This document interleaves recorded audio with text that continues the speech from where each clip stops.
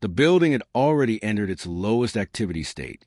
A Metropolitan Law Enforcement Records facility sat sealed under layered security protocols. Motion sensors covered every corridor. Fire suppression systems were armed, and access to the evidence wing required dual authentication through keycard and rotating passcode.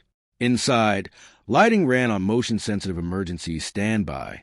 The evidence room in question sat behind reinforced doors and a biometric lock, recording every interaction.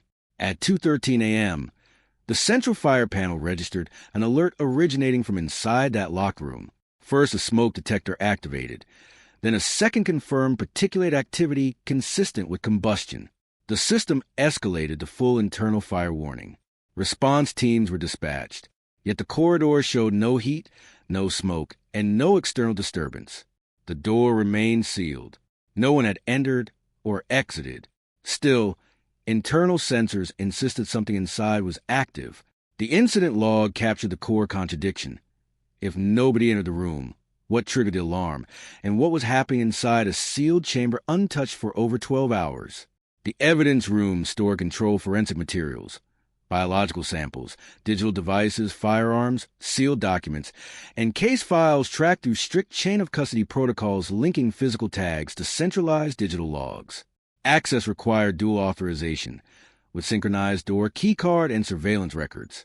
The specific room contained materials tied to an internal misconduct investigation involving audit logs, sealed drives, and physical case files flagged for oversight review. Weeks earlier, minor timestamp inconsistencies had appeared in access records, dismissed as system drift, though one forensic auditor recommended deeper review. When investigators arrived after the alarm, thermal scans showed no spread beyond the door, and suppression systems had not activated, which was unusual for confirmed internal combustion signals. Door logs showed no entry, override, or maintenance access. Investigators began with fire panel logs. Sensored data showed gradual particulate buildup from one detector, then confirmation from another on the opposite side of the room. However, there was no temperature spike or electrical surge, only particulate detection, without heat correlation. This suggested either non-fire particulates or manipulated sensor thresholds. HVAC logs revealed a brief airflow, reversal minutes before the alarm, not recorded in maintenance schedules. Immediately after, particulate sensors began registering anomalies. Access systems were reviewed next. Surveillance footage showed an empty corridor. Keycard logs showed no entry. Yet at 2:11 a.m. failed authorization attempt appeared, originating from an unknown partial handshake signal. Though the system was air-gapped, maintenance synchronization allowed internal server communication. Logs revealed a diagnostic handshake at 2:10, containing a hidden command sequence that temporarily altered sensor sensitivity for 90 seconds before reverting. Evidence records showed a container linked to the misconduct case had been opened for inventory verification a day earlier, scanned twice, but never properly closed in chain-of-custody logs. As timelines were reconstructed, HVAC reversal, sensor adjustment, handshake attempt, and duplicate scans aligned into a coordinated sequence.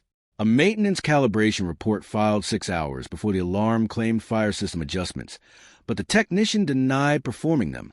Their credentials had been used remotely, indicating system staging. The objective was not entry, but environmental manipulation. Forensic residue inside the room showed chemical decomposition patterns localized to one shelving unit tied to the audit evidence container.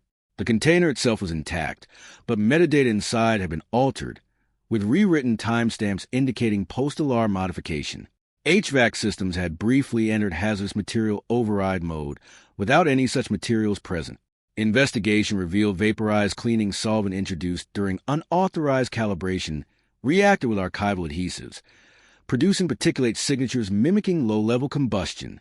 The alarm was engineered to trigger emergency isolation, while records were altered under cover of response protocols. Further audits uncovered similar micromanipulations across other facilities, indicating a systemic compromise in maintenance pathways.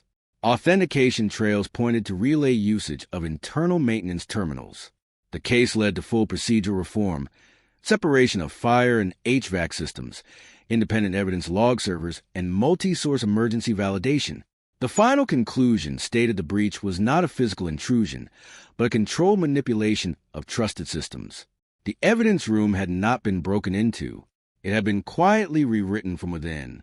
The evidence room was designed to keep criminals out, but the real danger was already inside.